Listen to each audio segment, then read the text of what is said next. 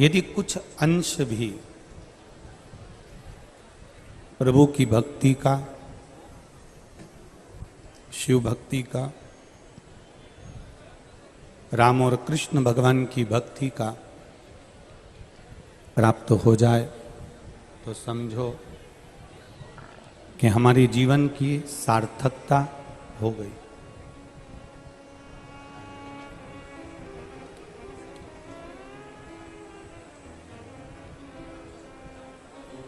मेरा देवाधिदेव महादेव, जिनको पशुपति नाथ भी कहा जाता है, केदारनाथ भी कहा जाता है, जिनको विश्वनाथ भी कहा जाता है,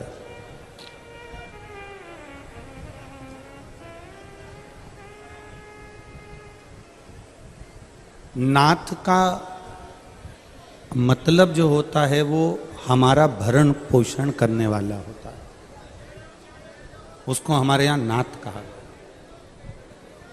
अर्थात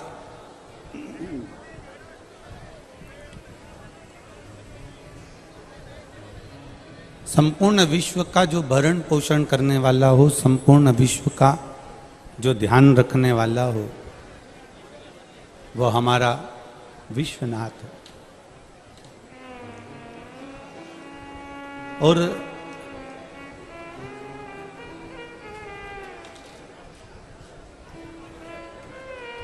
जरा विचार करना, एक छोटे से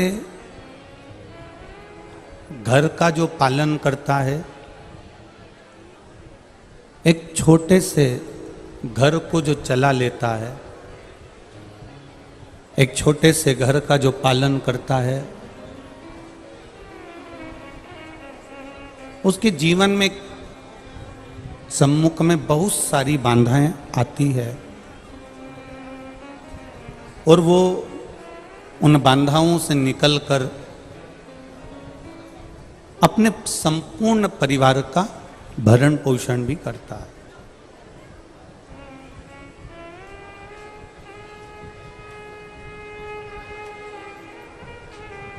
और कभी कभी उस भरण पोषण में उसको अपने मार्ग से भी हटना पड़ता है।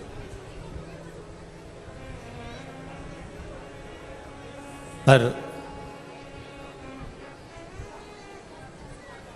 यदि उसका निश्चय पक्का है और वो घर चलाते चलाते, परिवार चलाते चलाते भी ये विचार रखे कि घर मेरा नहीं है, परिवार मेरा नहीं है, ये कुटुंब मेरा नहीं है, ये सब उसी का है जिसने मुझे मृत्यु लोक में भेजा। फिर परिवार जब हम विचार कर लेते हैं कि ये घर मेरा नहीं है, परिवार मेरा नहीं है, कुटुंब मेरा नहीं है, ये जितना भी फैला रहा है ये सब उसी का।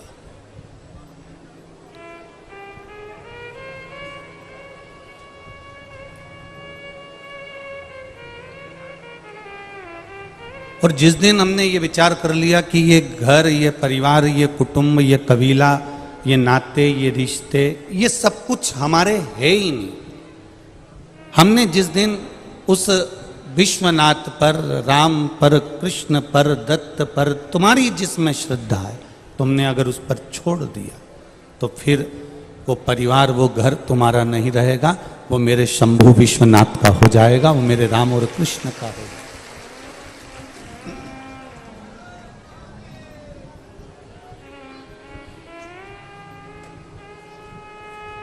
हमें केवल इतना भान करना है कि होती है, एक कुत्ता को देखा आप लोगों ने, श्वान को, कुत्ते को, तो कुत्ता जो होता है ना, इसको कहीं पर भी रोटी देंगे वो खाएगा।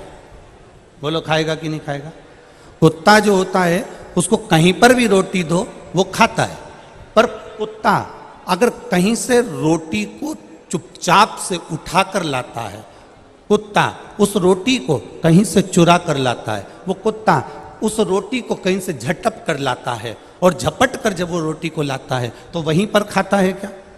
बोलो जम के बोलो जरा, नहीं खाता। कहाँ जाएगा? दूसरी गली में, दूसरे मोहल्ले में, दूसरे स्थान पर, वहां जाता है और फिर उस रोटी को खाता है। कुत्ता को जहां रोटी दी, अगर आपने जहां रोटी दी कुत्ता वहां खाएगा। पर कुत्ता जब चोरी कर कर रोटी लाता है, झपट कर रोटी लाता है, कहीं से उठा कर रोटी लाता है, मुंह में दबा कर रोटी लाता है, तो वो वहां नहीं खाता। वो दूसरी जगह जाएगा, दूसरी गली जाएगा, दूसरा मोहल्ला जाएगा, दूसरा क्षेत्र जाएगा और वहां बैठकर वो कुत्ता रोटी को खाता है। अर्थात जब किसी ने दी तो वहीं सीना तान कर खाई, पर जब चोरी कर कर लाया, झपट कर लाया, तो दूसरी जगह जाकर खाना पड़ा। ये हमारा शास्त्र कहता है, हम जब तक ईमानदारी से जीते हैं, अपने वैभव के साथ जीते हैं, अपनी सत्यता के साथ जीते हैं, तुम कहीं पर भी बैठकर भोजन कर सकते हो, कहीं पर भी ज्ञान दे सकते हो। पर जिस दिन तुमने गलत भाव से करा, उस दिन फिर तुम्हें भी दूसरी जगह भोगने पड़ना जा सकता है। उस दिन तुम्हें भी दूसरी जगह भोगने जा सकता है। ये हमारे कर्म की गति है। इसीलिए बार बार कहा, मत बुरे कर्म कर बंदे वरना पछताएगा, भगवान की आंखों से तू बच नहीं पाएगा, तू बच नहीं पाएगा। अरे ओ अज्ञानी मत कर नादानी, अरे ओ अज्ञानी मत कर नादानी। तेरे कर्म का फल भी तू ही पाएगा, जैसा किया तूने तेरे आगे आएगा। मत बुरे कर्म कर बंदे, मत बुरे कर्म कर बंदे वरना पछताएगा, भगवान की आंखों से तू बच नहीं पाएगा, तू बच नहीं पाएगा। आपको अपनी जिंदगी जीने का तरीका आना चाहिए। जिसको ढोलक नहीं आती ना, उसको ढोलक बड़ी बेकार लगती है। बताओ, हमको तो आती नहीं। और जिसको ढोलक बजाना आती है ना, वो रात्रि में भी यहाँ बैठकर ढम ढम बजाते बजाते भजन करता रहता है, उसको बहुत अच्छा लगता है, उसके मन को अच्छा लगता है। जिसको बांसुरी बजाना आती है, वो बंसी का मजा ले लेता है, बजा बजा कर आनंद ले लेता है। जिसको वीणा बजाना आती है, वो वीणा को बजा बजा कर वीणा का मजा ले लेता है, वीणा का आनंद ले लेता है। जिसको गाड़ी चलाना आती है, वो गाड़ी दौड़ा दौड़ा कर गाड़ी का मजा ले लेता है, गाड़ी का आनंद ले लेता है। और जिसको इस संसार सागर में जीने की कला आती है, वो इस संसार का मजा ले लेता है और आनंद लेकर परमात्मा के पास चला जाता है। जिस दिन भागवत कथा में जाकर, राम कथा में जाकर, शिव कथा में जाकर, भगवान की शरणागति में जाकर, गुरु की शरणागति में जाकर, तीर्थ में जाकर, परमात्मा के चरणों में जाकर, भगवान की शरणागति में पहुंचकर, जिस दिन तुम्हें जीने की कला आ गई, जिस दिन तुमने सोच लिया कि मेरा 21,600 श्वास मनुष्य के शरीर से प्रतिदिन निकलती है, 21,600 श्वास जो मेरे बाबा ने दी है वो उसकी है। 3.5 करोड़ रोम छिद्र पूरे मनुष्य के शरीर में है। ये सारे 3.5 करोड़ रोम छिद्र जिसने दिया है, ये उसके हैं। और जिस दिन तुम्हारे मन में आ गया कि ये श्वास उसकी, रोम छिद्र उसके, माता के गर्भ में उल्टे लटके हुए थे, दोनों मुष्टिकाएं बंद थी और अंदर प्रतिज्ञा करी थी, मुझे केवल गर्भ से बाहर निकाल दो, मैं तेरा भजन करूंगा, तेरा भजन करूंगा, तेरा भजन करूंगा। गर्भ से निकलते से ही चालू हो गया, मैं तो भोजन करूंगा, भोजन करूंगा, भोजन करूंगा। भजन गायब हो गया, भोजन चालू हो गया। प्रतिज्ञा भी हमने तोड़ दी। उसके बाद भी विचार करना कि परमात्मा के आश्रित होकर जो जीता है, अंत में परमात्मा ही उसको हाथ में झेल कर और अपने धाम तक लेकर चले जाता है। हम उसके आश्रित हो जाए। कल सरकार नहीं आए, सरकार ने बोला था हम दूसरे तीसरे दिवस अवश्य पधार रहे, तो शरीर में थोड़ा सा सरकार के हाथ में कष्ट भी था। तो कल हम जब यहाँ से गए तो हमने कहा बारे पुष्कर बाबा, हम सरकार के पास होकर आए, प्रणाम कर कर आए जे को, और आना नहीं हुआ। पर आज जब हम यहाँ आ रहे थे तब मालूम पड़ा कि सरकार पधार रहे हैं, तो बाबा की कृपा से बहुत आनंद की अनुभूति हुई। क्योंकि गुरुजन, संत जन, साधु जन, तपस्वी जन, साधक जन, उपासक जन जब व्यासपीठ के नजदीक पहुंचते हैं तो इस वो जैसे कहते हैं ना, चुंदड़ी तो बहुत सुंदर है, पर इसमें एकाध गोटे का बूटा लग जाता ना तो चुंदड़ी सुंदर हो जाती है। तो ऐसे संतों के आने से गोटे का बूटा लग जाता है महाराज। ऐसी सुंदर भाव यहां प्रकट हो, बड़ा आनंद।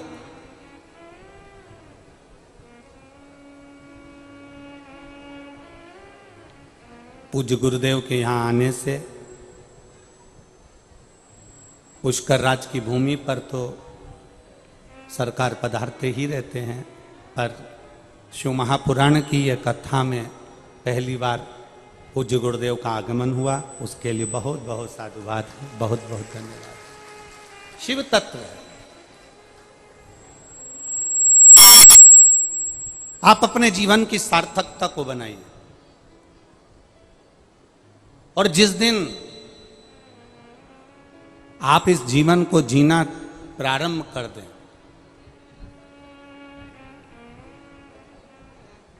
एक बात बहुत सहज सी है, हंसी और हिंसा, इन दोनों में बहुत अंतर है।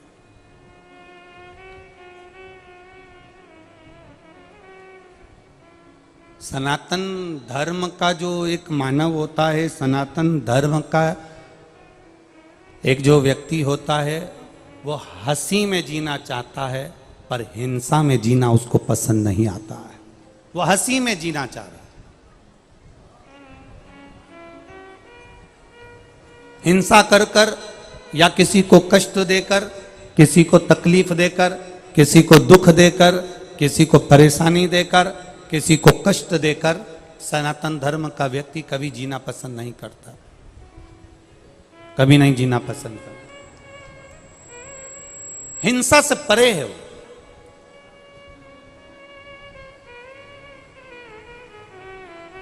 मेरे देवादिदेव महादेव, और देखो अन्य देवताओं का क्रम उठाकर देखिएगा, उन्होंने असुरों का संहार किया।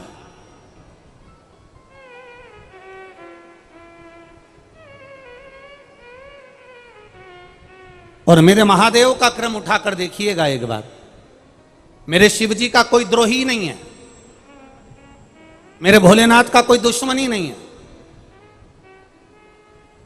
तारकासुर भगवान शंकर का उपासक था, इसलिए वर मांगा ब्रह्मा जी से, ब्रह्मदेव वर देव तो ऐसा देव कि भगवान शंकर का पुत्र मुझे मारे, क्योंकि वो चाहता था कि शिव जी का विवाह हो जाए, शंकर भगवान की शादी हो जाए, मंगल विवाह हो जाए, वो चाहता था।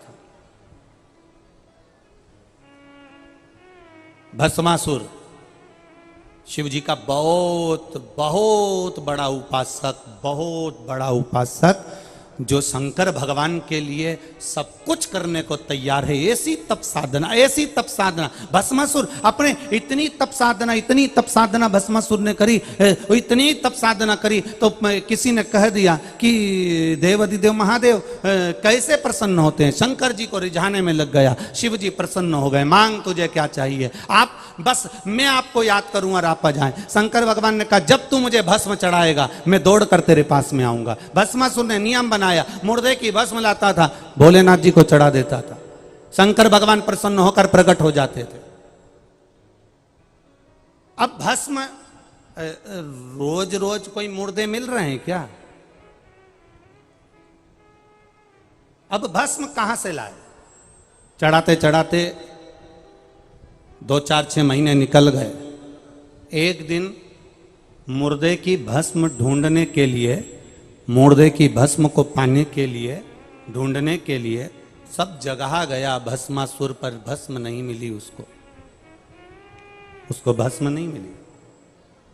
आखिरी में पत्नी ने देखा कि पति ने अपने कमरे में बहुत सारी लकड़ियां जमा ली है, बहुत सारी लकड़ी उसने अपने कक्ष में जमा रखी है।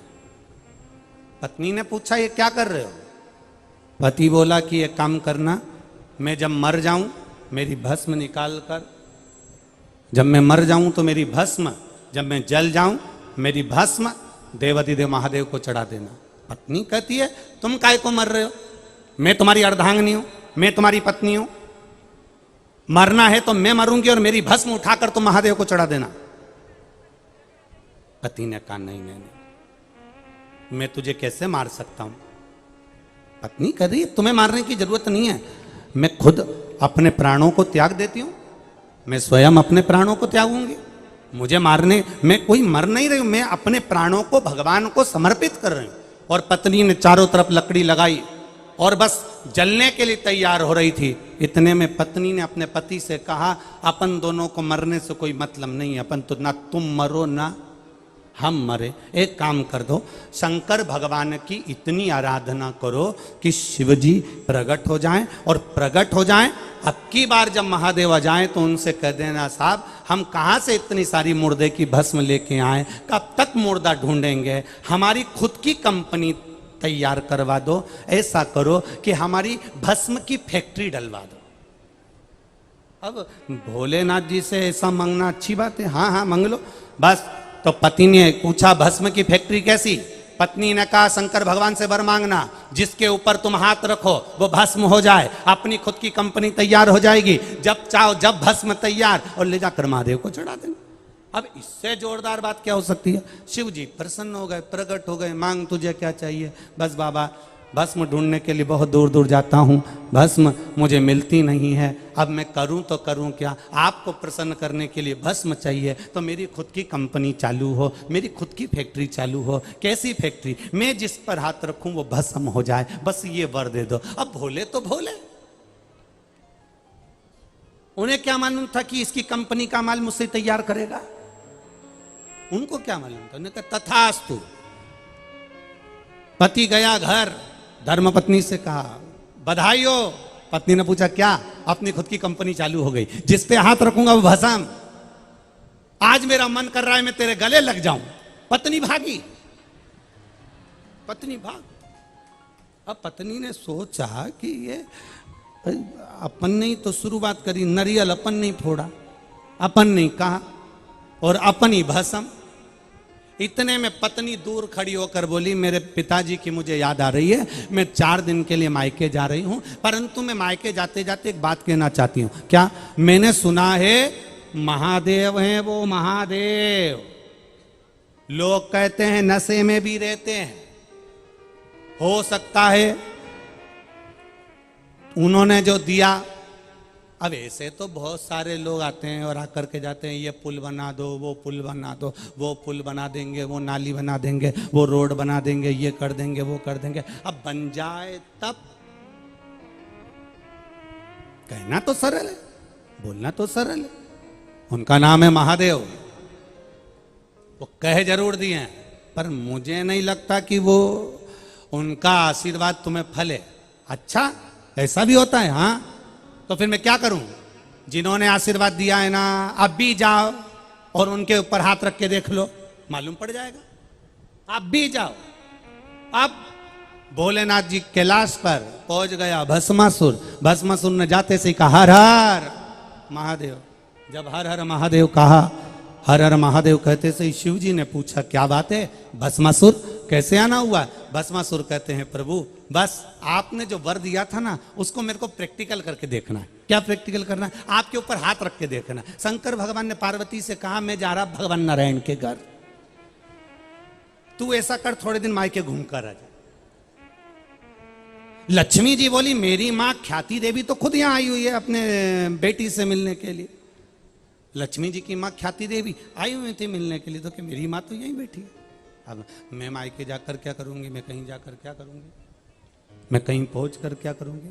अब भोलेनाथ पार्वती जी वो से भगवान तुरंत बोले अरे पार्वती तुम मायके चले जाओ। पार्वती जी गई लक्ष्मी जी के घर, इधर भोलेनाथ जी चल दिए सीधे आगे नारायण के घर, और दोनों पार्वती और नारायण शिव दोनों नारायण के घर पर जाकर जब मिले, इधर दोनों ने एक साथ पुकार कर कर कहा कि प्रभु कुछ कृपा कीजिए, भस्मासुर आ रहा है। भगवान ने पूछा भस्मासुर कौन? तो कि मैंने उसको वर दे दिया है, जिसके ऊपर हाथ रखेगा वो भस्म हो जाएगा।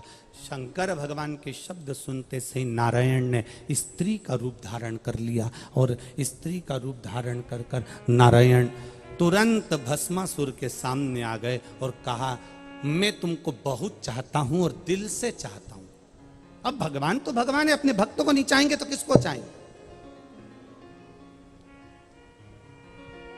मैं चाहता हूं कि तुम मेरे हो जाओ और मैं तुम्हारा हो जाऊं। भस्मासुर ने नारायण का इतना सुंदर स्वरूप देखा, देखते सी कह दिया हम भी आपको चाहते हैं, आप हमसे विवाह कर लो। भगवान ने कहा बिल्कुल पक्का है, पर मेरी एक जिद है, मेरा एक संकल्प है। क्या संकल्प, क्या जिद? बस जिद इतनी सी है, संकल्प इतना सा है, मुझे नाचने का बड़ा शौक है, मेरे जैसा जो नाच लेगा वो मेरा पति बन जाएगा। आप मेरे जैसे नाच सकते हो? भस्मासुर ने कहा क्या दिक्कत है? भगवान नारायण ने दोनों हाथ करे ऐसे, भस्मासुर ने दोनों हाथ करे ऐसे, भगवान नारायण ने दोनों हाथ करे ऐसे, भस्मासुर ने दोनों हाथ करे ऐसे। भगवान नारायण ने एक हाथ रखा अपने सिर पर, भस्मासुर ने अपना हाथ रखा सिर पर, और भस्म हो गया, समाप्त।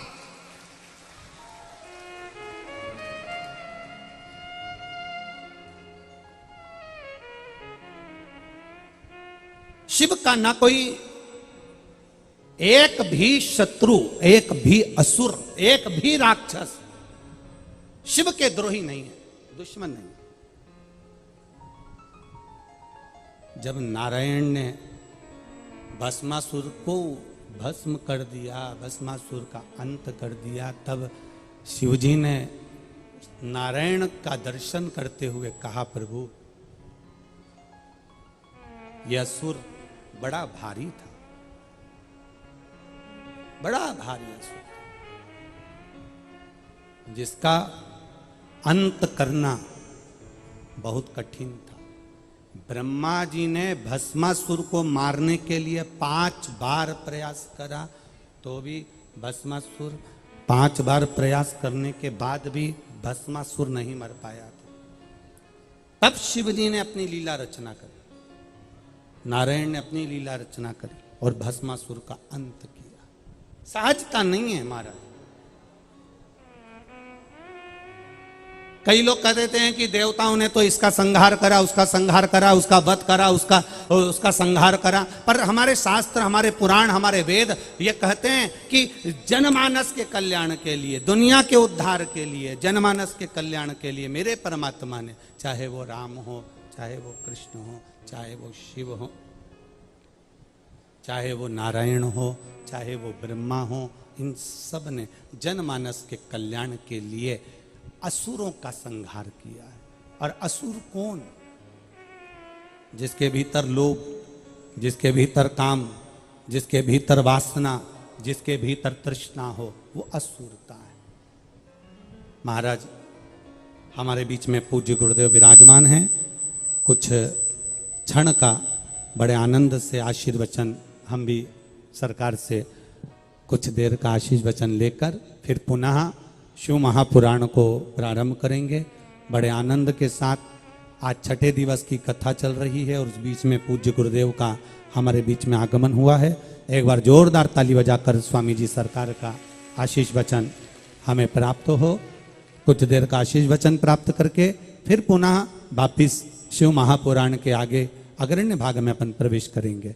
बड़े भाव के साथ हर हर महादेव।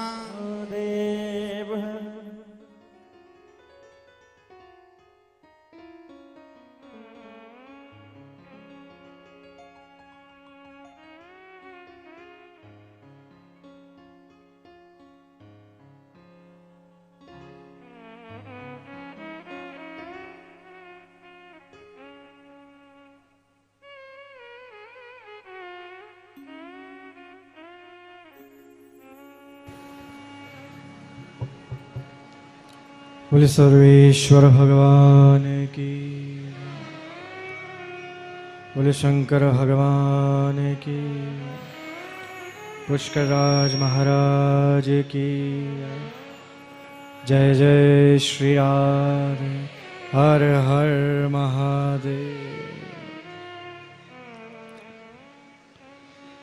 श्री कृष्ण पादयुगलं शिरसा नमामि यत्रान्वितः श्रुतिगणो न विरोधमेति यद्ध्यानयोगनिरताः सदाप्नवन्ति केशेन्द्रवन्द्यमनिशं मनसा गिराज।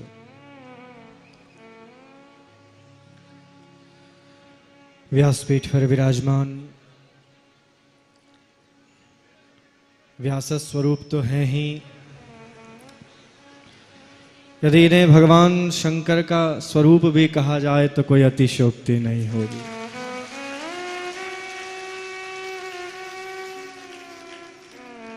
विद्वद्वरेण्य पंडित श्री प्रदीप जी मिश्रा जी महाराज, समुपस्थित समस्त भक्तिमती माताएं, भक्त महानुभाव, इस दिव्य शिव पुराण कथा के यजमान परिवार,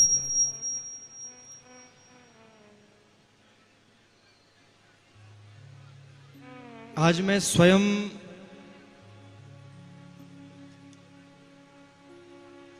ऐसी अनुभूति कर रहा हूं, स्वयं को सौभाग्यशाली अनुभव कर रहा हूं। श्रावण के प्रथम सोमवार पर और शिव कथा श्रवण करने का अवसर मिल जाए, वो भी मिश्रा जी के श्रीमुख से, इससे बड़ा जीवन में कोई अवसर हो नहीं सकता। निश्चित जानिए, सबसे बड़ा अवसर जीवन का यह शिव महापुराण कथा, और वो भी कहां पर हो रही है? वो भी तीर्थ गुरु पद पर प्रतिष्ठित श्री पुष्कर राज महाराज के पावन सानिध्य में यह कथा, ब्रह्म महापुराण कथा, ब्रह्म महापुराण कथा, ब्रह्म शिव महापुराण कथा है। कितना सुंदर भाव हमारे मिश्रा जी महाराज के द्वारा। वैसे मैं आज तो श्रवण करने आया था, मैं केवल श्रोता बनकर आया था कि आज श्रवण करेंगे, आज केवल पुण्य लाभ लेंगे। सुनाते तो बहुत हैं, आप भी सुनाते हैं, हम भी सुनाते हैं, और दोनों ही आस्था के माध्यम से सुनाते हैं। परंतु आज आपके इस विशाल श्रोता समूह में से एक मैं भी श्रोता।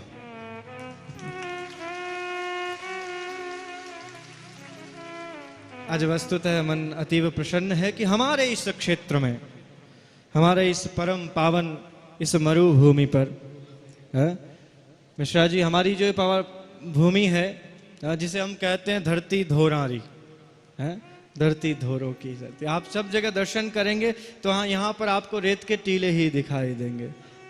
पर आपके आने से विशेष ये हुआ है कि ये धरती धोरारी भी हरित हो गई है, हरित हो गई है।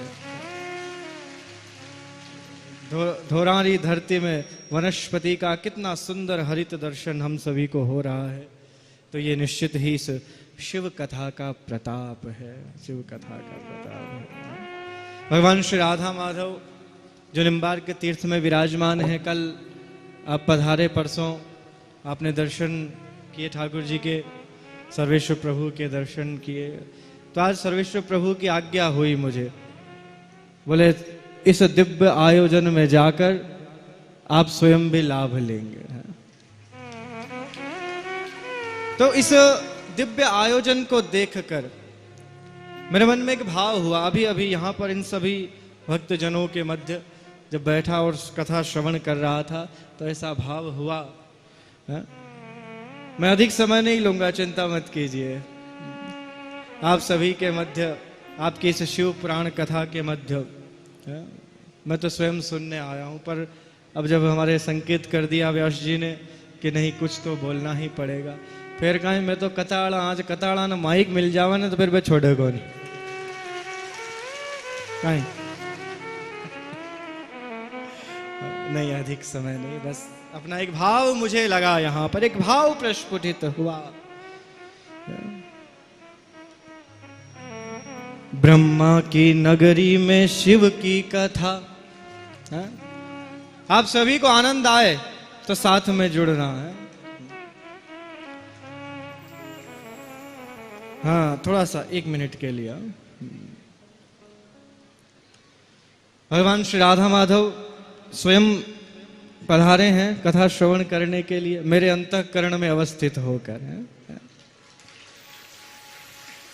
और आप जानते ही हैं कि इस निम्बार्काचार्य पीठ पर जो आचार्य विराजमान होते हैं उन्हें किस नाम से संबोधित किया जाता है? उन्हें श्री जी के नाम से संबोधित किया जाता है।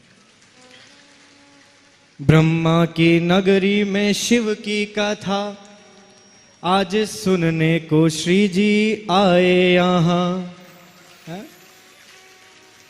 ब्रह्मा की नगरी में शिव की कथा, आज सुनने को श्री जी आए यहाँ।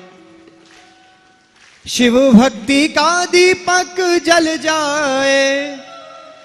क्या समझे हैं? शिव भक्ति का दीपक जल जाए, प्रदीप कथा पर जाए जहां।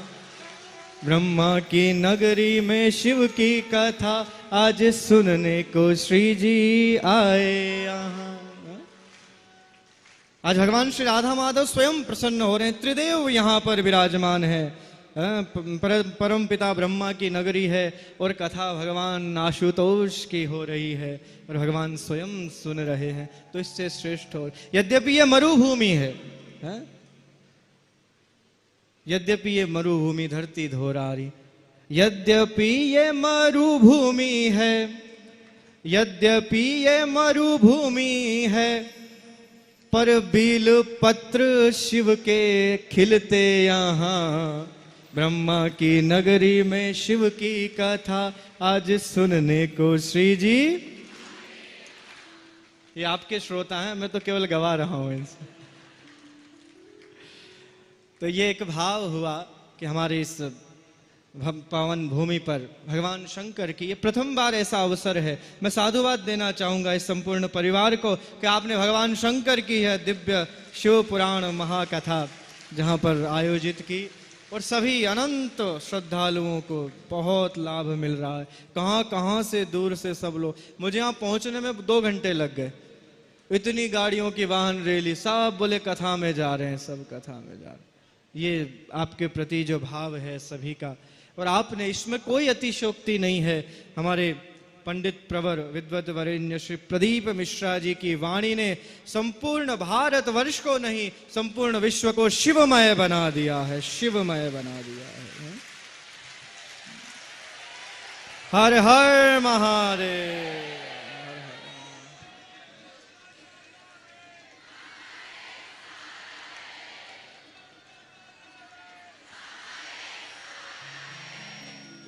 बहुत दिव्य भाव आप सभी का। कभी कभी कुछ लोग प्रश्न करते हैं मुझसे कि भगवान राधा कृष्ण की उपासना करने वाले, भगवान सीताराम को पूजने वाले, इनको भगवान शंकर पर जल नहीं चढ़ाना चाहिए। ये इतनी अनभिज्ञता और मूर्खता का प्रश्न कभी कभी कुछ लोग कर लेते हैं। ये बिल्कुल मिथ्या है और ये भ्रांतियां फैलाई गई हैं केवल समाज को भगवत भक्ति के माध्यम से विभाजित करने के लिए। ऐसा कहीं नहीं है। हमारी इस परंपरा में, हमारी अनादि वैदिक सनातन परंपरा में, मैं स्वयं इस राधा कृष्ण की उपासना जहां से प्रारंभ हुई आद्याचार्य निम्बार्क भगवान की, उस परंपरा का आचार्य कहता हूं कि भगवान राधा कृष्ण को पूजने वाला व्यक्ति भगवान शंकर पर जल अवश्य चढ़ाए, अवश्य चढ़ाए। कहीं पर निषेध नहीं है। परस्पर दोनों भगवान एक हैं, भूत भावन भगवान, चाहे भगवान राम हो कृष्ण हो। अरे आप इतना विचार तो कीजिए, जब भगवान श्री राम को अपनी अर्धांगिनी सीता को प्राप्त करना होता है तो भगवान शंकर की आराधना करते हैं। भगवान शंकर उन ब्रजांगनाओं को, माता रुक्मणी को भगवान कृष्ण को प्राप्त करना होता है तो पराम्बा मां शक्ति की आराधना करती है, वो आराधना करती है। और जब भगवान भूत भावन आशुतोष, जैसा अभी सुंदर कथा चल रही थी, जब वो स्वयं संकट में आते हैं तो वो ना भगवान नारायण के समीप पहुंच जाते हैं। तो ये दोनों है। हरि और हर दोनों में कभी कोई अंतर नहीं है, कभी कोई अंतर नहीं, दोनों समान हैं, दोनों समान, दोनों परस्पर एक दूसरे का ध्यान करते हैं। जब वो नर और नारायण साधना करते हैं तो भगवान शंकर का ध्यान करते हैं, और भगवान शंकर कैलाश में बैठे बैठे भगवान नारायण का ध्यान करते हैं, भगवान नारायण। और जितनी भी कथाएं हैं जो हम सब गाते हैं, चाहे वो भागवत हो, रामायण हो, चाहे वो कोई भी कथा हो, इन सभी कथाओं का उद्गम स्थल केवल एक है, और वो कैलाश है, वो कैलाश है। सब लोग जानते नहीं तो इस तरह की बात करते हैं। पराम्बा शक्ति माँ पार्वती इस संसार की सर्वप्रथम श्रोता हैं, ध्यान रखिएगा। सबसे पहली श्रोता कौन है? माता पार्वती। और इस संसार के सबसे प्रथम कथा वक्ता हैं भगवान भूत बावन आशुतोष, उनके द्वारा सारी कथाएं निकलती हैं। तो इसलिए कभी भी हर और हरि में तनिक भी अंतर ना समझे, खूब उपासना कीजिए। आपके आराध्य देव एक हो सकते हैं, आपके अधिष्ठात्री देवता एक हो सकते हैं, परंतु हमारे सभी भगवान की आराधना हमारी सनातन संस्कृति में आवश्यक है और करनी चाहिए। मैं आज इसीलिए इस मंच से संदेश देना चाहता हूं कि कोई भ्रांतियों में ना रहें। सदैव भगवान, श्रावण है, भगवान शंकर को खूब जल चढ़ाइए, खूब व्रत कीजिए, जो करना चाहें आप कीजिए, कोई कहीं कोई पर उसका कोई निषेध नहीं है, विधान है। और आज तो दिव्य इस परम पावन भूमि पर भगवान शंकर की दिव्य शिव पुराण कथा और सोमवार के दिन श्रवण करने को मिल रही है। इससे श्रेष्ठ जीवन में कोई अवसर नहीं। मैं व्यास स्वरूप हमारे परम प्रिय श्री प्रदीप जी मिश्रा जी से कहना चाहूँगा कि पुष्कर तीर्थ में तो सुंदर भगवान शिव पुराण की कथा हुई है, यथाशीघ्र जब भी समय होगा तो निम्बार्क तीर्थ में भी आपको भगवान को कथा सुनानी है।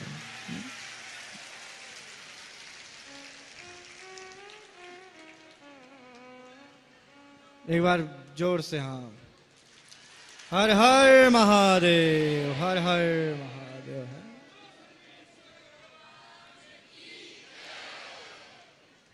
ऐसी इस दिव्य अवसर पर इस क्षेत्र में आपने पधार कर सभी को शिवमय बना दिया है, शिवमय बना दिया है।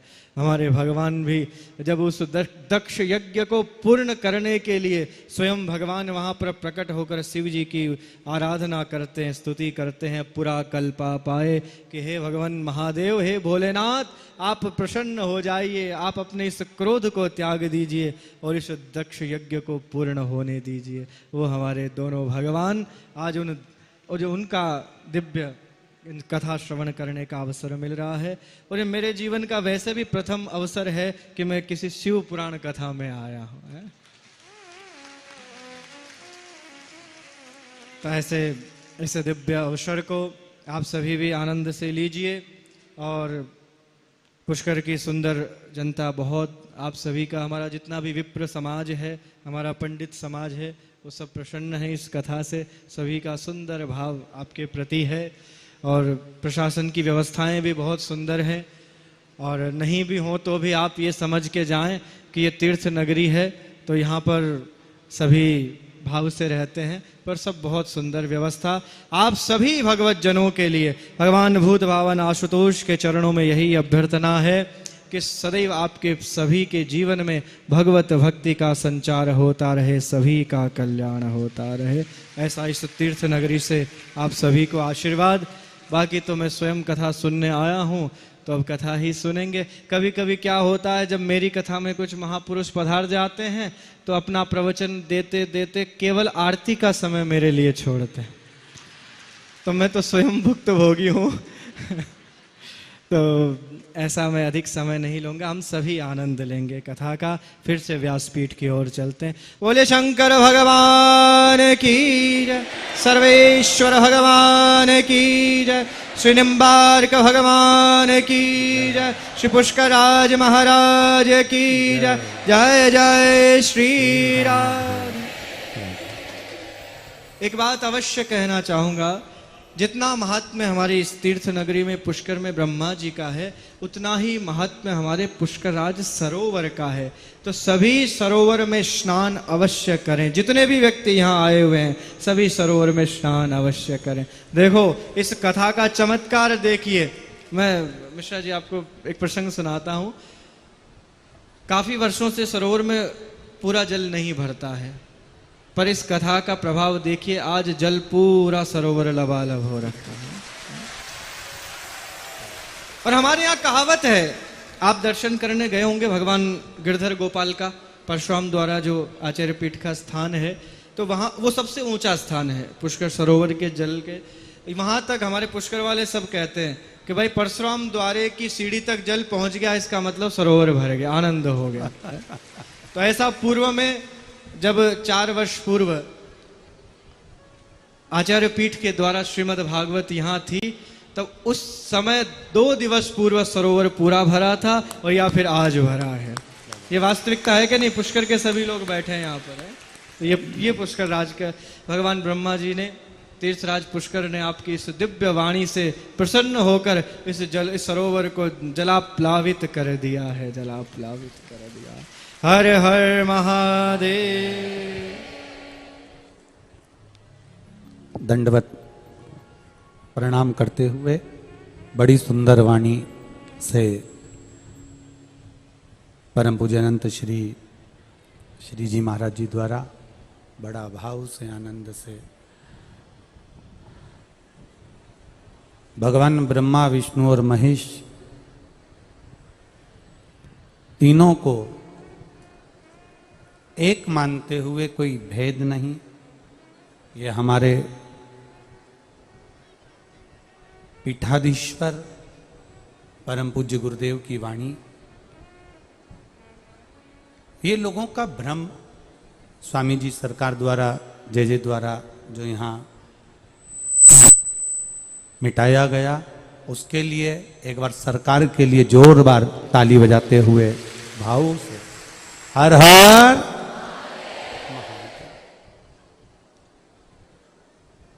सरकार ने एक बात बड़ी सुंदर कही कि बोलते बोलते बोलते बोलते आरती का समय आ जाता है। सरकार वो और होंगे, पर आपकी वाणी तो ऐसी लगती है कि आप बोलते रहें, आरती के बाद भी डबल आरती हो जाए तो चल जाएगी। शिव तत्व है, भगवान ओगड़दानी, भगवान शिव की कृपा, और कहीं ना कहीं सर्वेश्वर प्रभु की करुणा हुई होगी, जो उन्होंने भी हाथ पकड़कर सरकार को पुष्कर तक कथा में भेज दिया होगा, ये निश्चित है। शिव कथा कह रही है।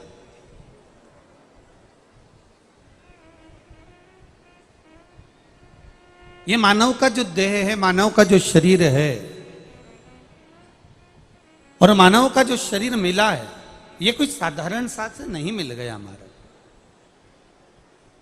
बहुत बहुत पुण्य कहीं हमारे एकत्रित हुए होंगे, बहुत बहुत पुण्य हमारे इकट्ठे हुए होंगे।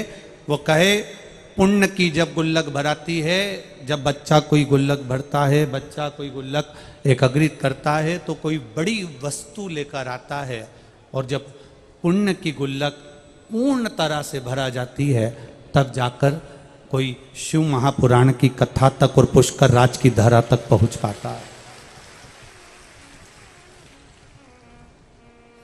ये हमारे पुण्य है जो हमको मिली है, ये शिव महापुराण की कथा। एक तो सावन का महीना, सावन का आज सोमवार, और सोमवार में भी आज तिथि अष्टमी। अभी सरकार ने कहा था कि जुगल सरकार श्री जी के रूप में, सरकार के रूप में ही हृदय विराजमान होकर यहाँ आए हैं, और यहाँ शिव महापुराण भी कहती है सोमवार की जब अष्टमी पड़ती है, तब भगवान शिव का पार्वती से मिलन होता है, नारायण का लक्ष्मी से मिलन होता है, राधा का कृष्ण से मिलन होता है, और सीता जी का राम जी से मिलन होता है। आज ये वो सोमवार की अष्टमी। ये कोई सहज नहीं है, ये तो योग है। और ठाकुर जी की बड़ी कृपा हुई है, भोलेनाथ जी की बड़ी करुणा हुई है, जो आज आप और हम सब बैठकर कथा का रसतत्व ग्रहण कर रहे हैं।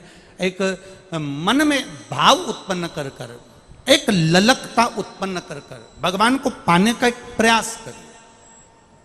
एक बड़ा सुंदर चरित्र आता है, भगवान शंकर ने एक बार सुरेश्वर रूप लिया, इंद्र का रूप धारण कर। एक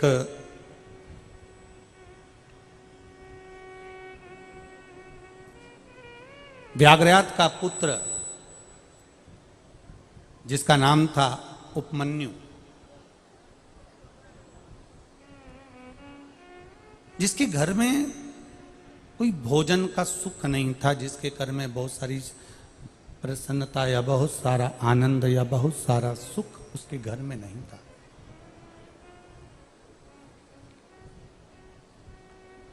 एक दिन उपमन्यु के मामा उपमन्यु के पास आए और उपमन्यु के मामा जी ने उपमन्यु से आकर कहा कि अपनी बहन से कहा कि एक काम करो, अब तुम्हारे घर में अगर भोजन का भाव नहीं है और बहुत तकलीफ में जिंदगी चल रही, बड़े दुख में जीवन चल रहा है, बड़ी तकलीफ में जिंदगी चल रही है, तो तुम एक काम करो, हमारे साथ में अब हमारे घर चलो। उपमन्यु अपने मामा के यहां गए।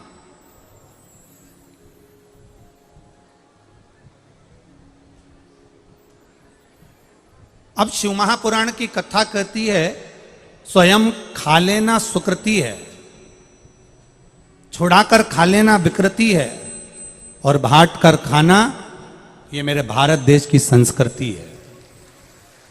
अगर भगवान ने शरीर दिया है, मौका दिया है, और ये शरीर भगवान ने दिया, ये मौका दिया, और ये जीवन में कुछ अच्छा हमें परमात्मा ने दिया है, तो हम अच्छा दुनिया को देने का प्रयास करें। पर हमारी आदत थोड़ी सी अलग है। हमारी आदत क्या अलग है कि जो अच्छा होता है हम उसको अपने पास रखने का प्रयास करते हैं, और जो बुरा होता है वो दूसरे को देने का प्रयास करते हैं। जैसे एक सहज भाषा में ले लो, बहुत अच्छी साड़ी अगर तुम्हें कहीं से मिली है तो तुम तुरंत उसमें फाल पी को लगा के तैयार कर लोगे, उसकी चोली वोली सिलवा के तैयार कर लोगे। साड़ी अगर थोड़ी सी भी 1 नंबर से 2 नंबर पर है तो तुम उसको अपनी बेटी को दे दोगे, और अगर वो 2 नंबर पर भी नहीं आ रही है, साड़ी थोड़ी भी गड़बड़ है, तो तुम अपनी बहू को दे दोगे। और अगर और भी ज्यादा गड़बड़ है, ना बहू के काम की, ना फिर वो बेटी के काम की, और ना फिर वो तुम्हारे काम की, तो तुम उसको पैकिंग कर कर भागवत जी पे चढ़ा दोगे।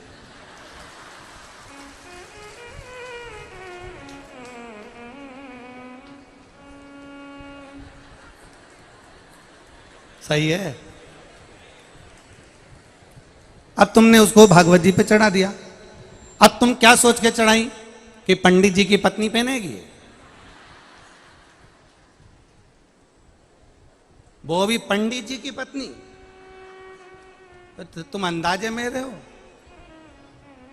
महाराज, शिव महापुराण ये कभी नहीं कही कि आप भागवत जी को एक साड़ी चढ़ाओ, कि रामायण जी पर एक जोड़ कपड़े चढ़ाओ। थोड़ा आवाज खोल रहे बाबू, आवाज खोलो बाबू।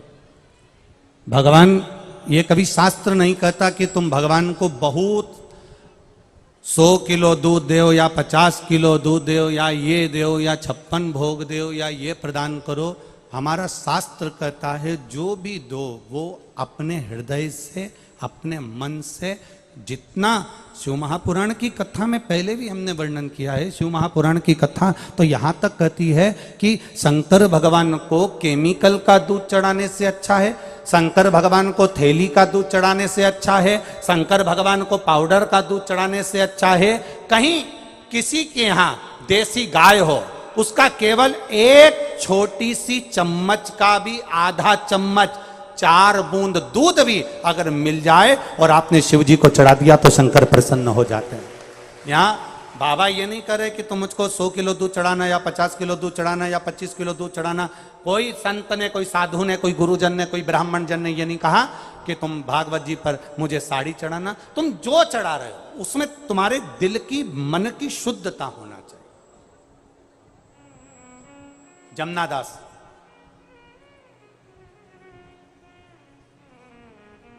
252 वैष्णव की वार्ता में एक संवाद आता है जमुना दास जी का। जमुना दास जी ठाकुर जी का परम भगत, श्री जी बाबा के परम भगत जा रहे थे, और जमुना दास जी जाते जाते उन्होंने एक कमल की फूल की टोकनी में बड़ा सुंदर एक कमल देख लिया, और उन्होंने कहा ए फूल वाले, ये फूल हमको दे दो। कितने का है? फूल वाले ने कहा ये 5 आने का है, 5 रुपए का। अपन अपनी भाषा में लो, 5 रुपए का। 5 रुपए का? हाँ, ये फूल हमको दे दो, सरकार ले लो।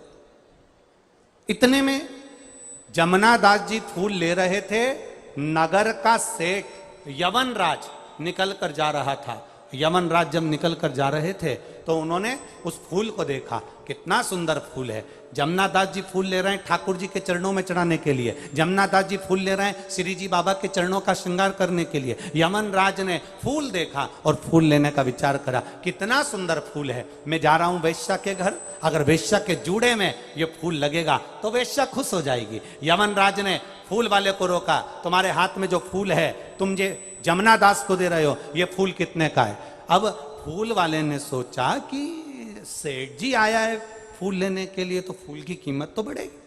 आप प्रैक्टिकल करके देखना, पैदल सब्जी लेने जाना, भिंडी 10 रुपए किलो मिल जाएगी, साइकिल से जाना 11 रुपए किलो, मोटरसाइकिल से जाना 15 रुपए किलो, 4 व्हीलर से सब्जी वाले के सामने नीचे उतरना, बढ़िया डेंटिंग मेंटिंग करके, और फिर सब्जी वाले से पूछना भिंडी क्या रुपए किलो है, तो 20 रुपए किलो हो जाएगी। बोलो सही है कि गलत है?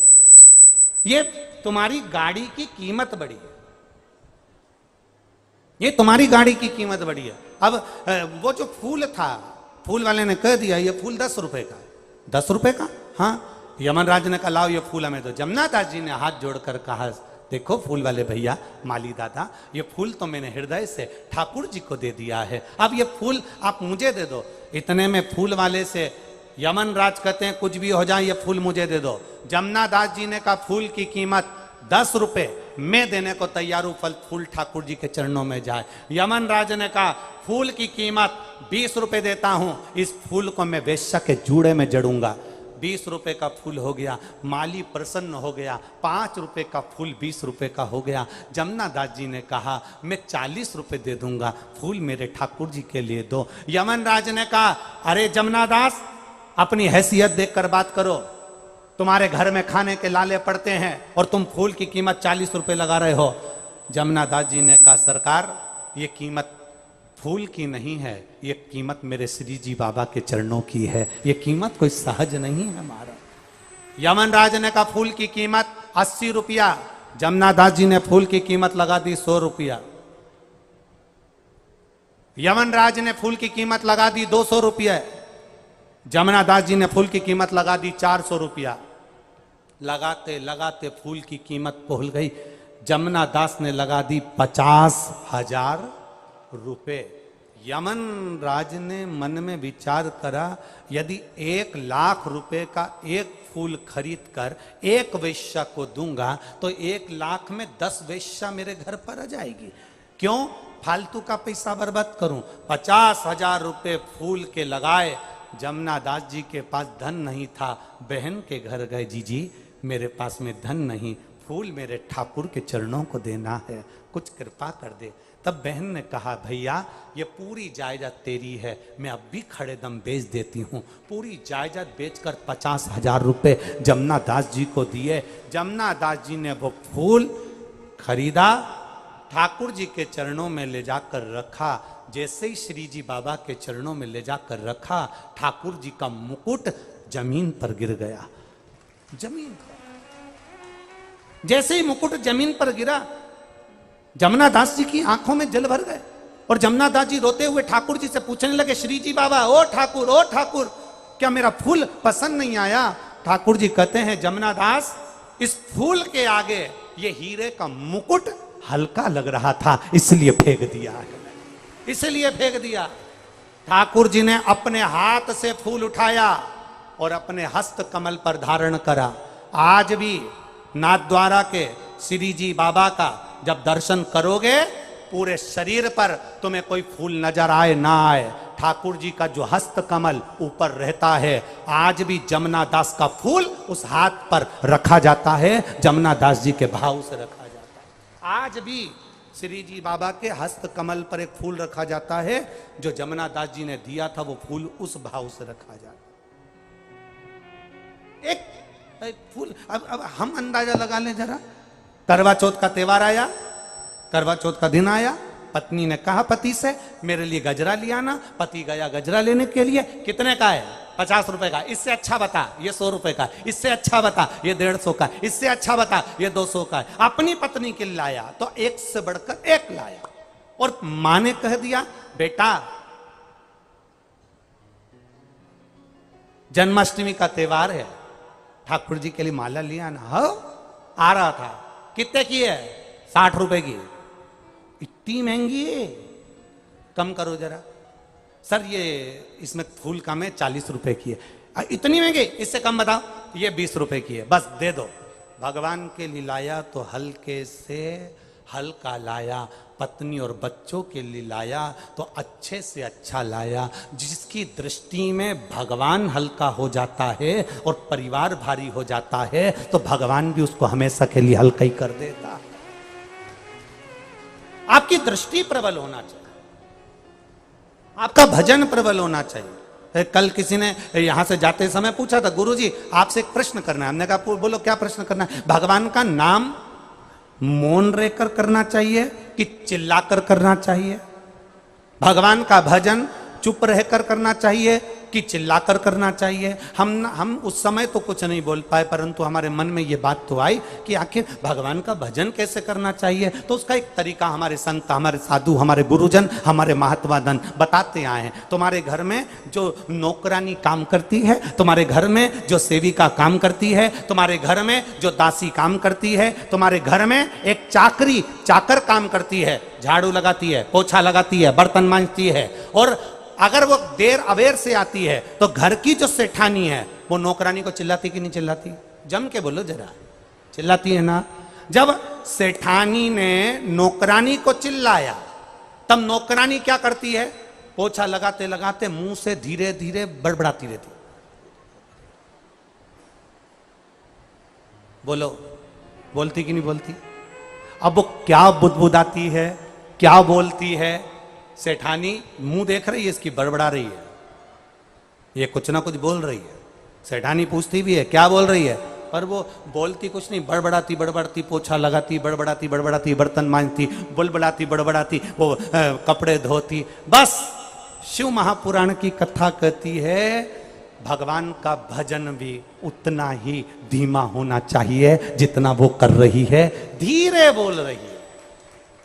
सेठानी को सुनाई नहीं दे रहा, पर उसके दिल को सुनाई दे रहा है। उस तरह हमारा भजन भी ऐसा होना चाहिए कि अंदर जो परमात्मा बैठा है उसको सुनाई दे, संसार को भले सुनाई ना दे, पर मेरे परमात्मा को सुनाई देना चाहिए, मेरे भगवान को सुनाई दे। हम उस परमात्मा को सुनाने का प्रयास नहीं करते, हम अपने दूसरों को सुनाने का प्रयास करते, हम दूसरे को सुनाने का प्रयास करते, हम परमात्मा को नहीं सुना पा रहे। और जिस दिन हम देव अधिदेव महादेव को सुनाने का प्रयास करेंगे, उस दिन सुख का अनुभव हो जाएगा। महाराज उपमन्यु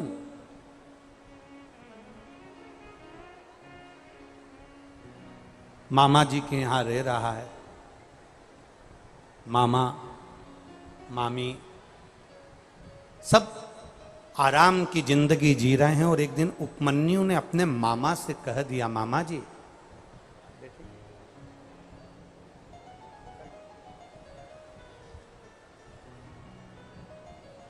बोल स्वामी जी सरकार की।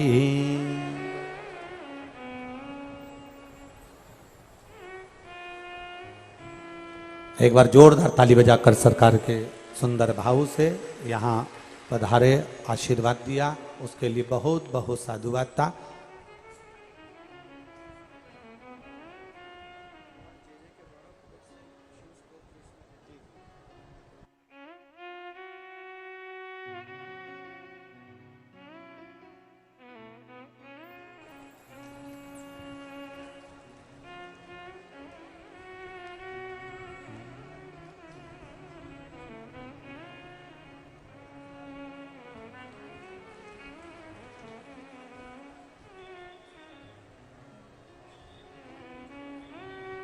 बोल सर्वेश्वर भगवान की। शिव कथा कहती है, उपमन्यु अपने मामा मामी के यहाँ रह रहा है, पर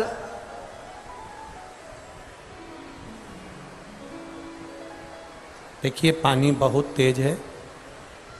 जहाँ आप लोगों को जगह मिल जाए ऐसी जगह पर जाकर आप लोग खड़े हो जाएं।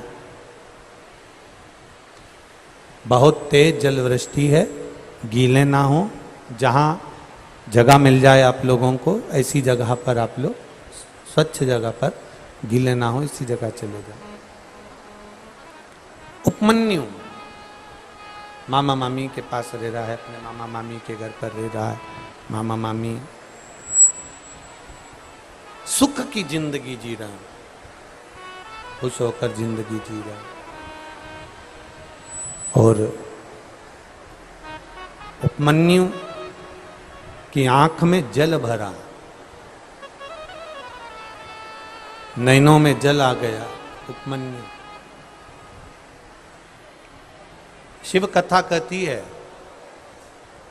भगवान शंकर का संवाद कह रहा है, शिव महापुराण का चरित्र का है। एक बात अपने भीतर उतार कर रखना, यदि पड़ोसी के बच्चे भी आपके बच्चे के साथ खेल रहे हैं, पड़ोसी के बच्चे भी आपके बच्चों के साथ रह रहे हैं, और आप अपने बच्चों को कुछ दे रहे हैं, तो पड़ोसी के बच्चे को भी जो अपने बच्चों को दे रहे हो वैसा कि वैसा ही पड़ोसी के बच्चे को भी देने का प्रयास करिए, वैसा कि वैसा ही उनको भी देने का प्रयास करिए। अब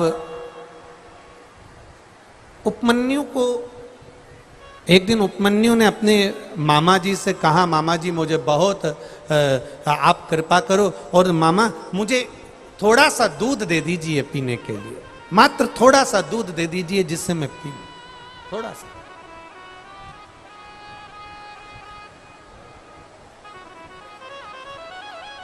मामा थोड़ा सा दूध दे दीजिए। बार बार उपमन्यु दूध मांग रहा है, बार बार मांग रहा है। अब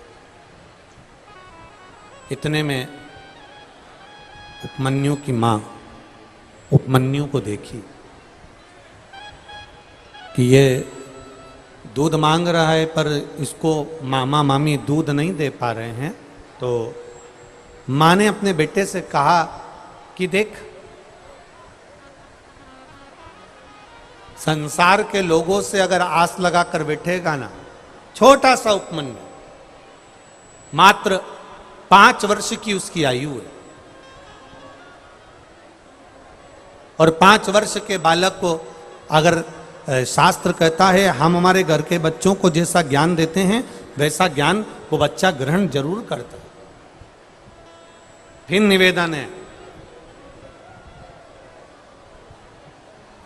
जिस गांव में पानी की कमी होती है वहां की फसल बिगड़ जाती है, और जिस घर में संस्कारों की कमी होती है वहां की नस्ल बिगड़ जाती है। शिव कथा कह रही है,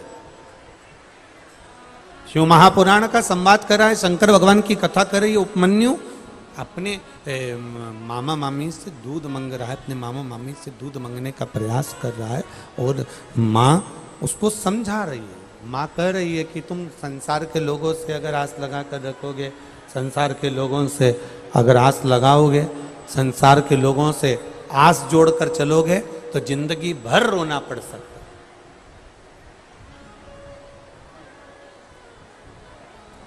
हम भी आपसे कहेंगे, दुनिया से आस लगाने से अच्छा है, दुनिया से मांगने से अच्छा है। शिव महापुराण की कथा कहती है कि एक बार देवाधिदेव महादेव के चरणों में जाकर बैठकर उससे मांग कर देखना, वो दुनिया का सारा सुख प्रदान कर देगा। एक पत्र आया है, देखिए।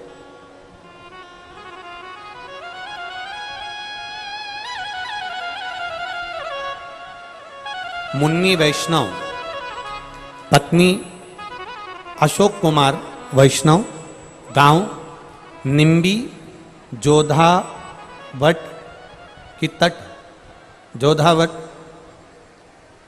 लाडनू जिला नागौर। मेरा मोबाइल नंबर ये है, कहीं बैठी हो तो हाथ हिला सकती हैं। आप ही हैं, ऐसा हाथ हिला दो एक बार। मैं मुन्नी वैष्णव, पत्नी, एक बार वापिस हाथ हिलाइए, पत्नी अशोक कुमार वैष्णव, गांव निम्बी जोधावट, लाडनू जिला नागौर। गुरुदेव, एक लोटे जल का मैं क्या वर्णन करूं। मेरा पुत्र हार्दिक 4 साल के वर्ष है। 2022 में सितंबर में अचानक तबीयत खराब हुई और उसका पेट फूल गया। डॉक्टरों को दिखाया, पूरी जांचें करवाई बच्चे की। जब पूरी जांचें कराई बच्चे की तो मेरे बच्चे के 4थे स्टेज का कैंसर बताया। 4 साल का मेरा बेटा गुरुदेव, और उससे 4थे स्टेज का कैंसर बता दिया। तब मेरी ननंद की सहेली जो सालासर आपकी कथा हुई शिव महापुराण में जाकर आई, उसने आपकी कथा के बारे में बताया। व्यासपीठ की एक बेलपत्र उसके पास में थी, उसने हमको दी और हमने अपने बच्चे को शंभु शंभु हमने बच्चे को देना चालू करी। व्यासपीठ की बेलपत्र आप कहते हो ना गुरुजी, औषधि का रूप रहती है। वो हमारे बच्चे को हमने दिया और उसकी जो कैंसर की दवाई थी उसको कुंदकेश्वर महादेव के नाम से, कुंदकेश्वर महादेव के नाम से उसको खिलाना प्रारंभ करा। शिव जी को 1 लोटा जल चढ़ाते, बेलपत्री उठाकर लाते, उसको देते। महादेव की कृपा का मैं क्या वर्णन करूं गुरुदेव। दिसंबर 2022 में जब हमने वापिस सितंबर की जो जांच थी, जो 4थे स्टेज का कैंसर था, दिसंबर 2022 में बच्चे की फिर जांच करवाई तो बाबा की कृपा से बच्चे का कैंसर नॉर्मल आया और रिपोर्ट पूरी नॉर्मल आई। बच्चा है के साथ में, लिया उसको, लिया लिया।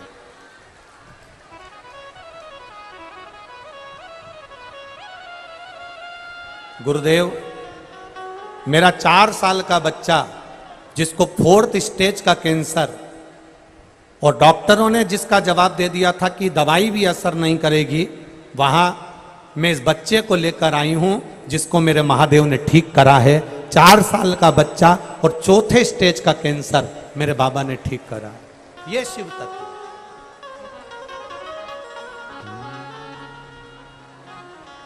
खाली ना जाता कोई दर से तुम्हारे, खाली ना जाता कोई दर से तुम्हारे,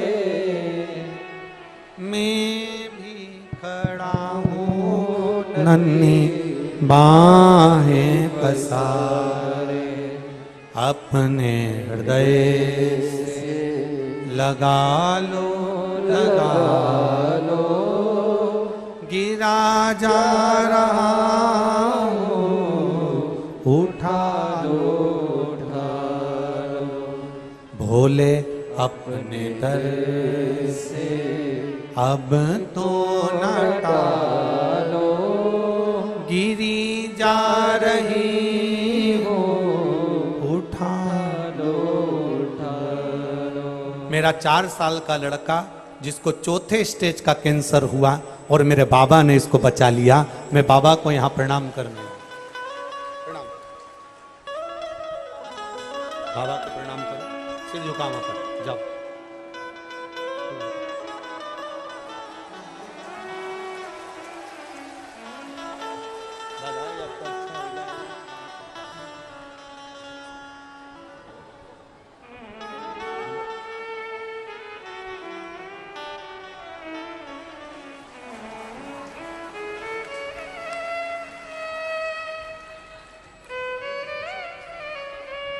अरे लुटा दिया भंडार काशी वाले ने, कर दिया माला माल काशी वाले ने, लुटा दिया हाँ लुटा दिया, लुटा दिया हाँ लुटा दिया, वो लुटा दिया भंडार काशी वाले ने, कर दिया माला माल काशी वाले ने। वो देता है जिसने दिल से मांगा, जिसने निवेदन करा, जिसने उसकी चाकरी कर ली, जिसने उसके चरणों का स्मरण कर लिया, जिसने उसको नमन कर लिया, देता है। इन्होंने पत्र में लिखा कि डॉक्टर ने 4th स्टेज का कैंसर और वो भी कह दिया था कोई भरोसा नहीं है। गुरुजी सारी रिपोर्ट बाबा ने बदल दी और बाबा की कृपा से बाबा ने ठीक कर दिया। ये शिव तत्व योग घड़ी शंभु त्रिकालदर्शी कैलाशी अविनाशी, ये कृपा। अब क्यों ना सुने बच्चे, हम आपसे भी निवेदन करेंगे, आपसे प्रार्थना करेंगे, हम आपसे निवेदन करेंगे, प्रार्थना करेंगे, घर का एक एक बच्चा, घर का एक एक व्यक्ति शंकर के मंदिर जाना प्रारंभ करे, शिव को प्रणाम करना प्रारंभ करे, शिव को दंडवत करना प्रारंभ करे। जब हम शिवालय के अंदर प्रवेश करते हैं, ऊपर बैठे हुए रुद्रगण, भगवान शंकर के गण हमारे भीतर के पाप को, हमारे भीतर के कष्ट को, हमारे भीतर की तकलीफ को भगवान के गण खींच लेते हैं। सारी समस्या का हल, पर सावन में 1 लोटा नहीं, 2 लोटा चाहिए। रोज बाबा की कावड़ तुम्हारे हाथ में जाना चाहिए, रोज प्रतिदिन। हमारे यहाँ तो हम सीवन नदी से, सीहोर से 10 किलोमीटर दूर चितावलिया, जहाँ कुबेर भंडारी का धाम है, कंकर शंकर की भूमि है, तो सीहोर से 10 किलोमीटर की हम भी कावड़ लेकर जाते हैं। और जो पहले कावड़ भर दी है, जिन्होंने बाबा की कावड़ जिन्होंने भरी है अगले साल, उनसे एक बार पूछना कि बाबा ने तुम्हारी झोली भरी कि नहीं भरी, खाली तो नहीं रख दी ना। ये कावड़ का महत्व है। इसलिए इस वर्ष की जो कावड़ है वो हमने सीहोर की 16 अगस्त को रखी। 16 अगस्त मतलब सावन का महीना भी चलेगा और अधिक मास की अमावस्या भी रहेगी। तो अधिक मास और सावन का ऐसा मिलन हो जाए जिससे व्यक्ति की जिंदगी कभी खाली ना रहे और बाबा भंडार भर कर भेजे, उसके जीवन में खुशियां देकर। ऐसी तिथि ली। अब लोगों ने कहा गुरुजी आपने रविवार नहीं लिया, रविवार को लोग फ्री रहते हैं, ज्यादा लोग आ जाते हैं। हमने कहा रविवार नहीं देखते, बाबा के यहाँ यह देखा जाता है कि बाबा की आनंद की राशि कितना फल दे सकती। हम बाबा के पास जाएं तो ये हम दिन तिथि पल क्या देखें, हम तो ये देखें कि बाबा हमारी कब सुन ले। उपमन्यु ने 5 वर्ष का बैठा है, उपमन्यु 5 वर्ष रो रहा है, मुझे 1 गिलास दूध चाहिए। उपमन्यु रो रहा है, 1 गिलास मुझे दूध चाहिए, मुझे भूख लगी है। मां क्या मुझे दूध नहीं मिलेगा? रो रहा है। प्रेशर खोलो, प्रेशर। उपमन्यु रो रहा है, क्या मां मुझे 1 गिलास दूध नहीं मिलेगा? बस ठीक है, आप मुझे 1 गिलास दूध दे दो। मां समझा रही है अपने बेटे को, मां समझा रही है अपने पुत्र को, किसी दूसरे के आश्रित मत रहना, किसी दूसरे के भरोसे मत रहना।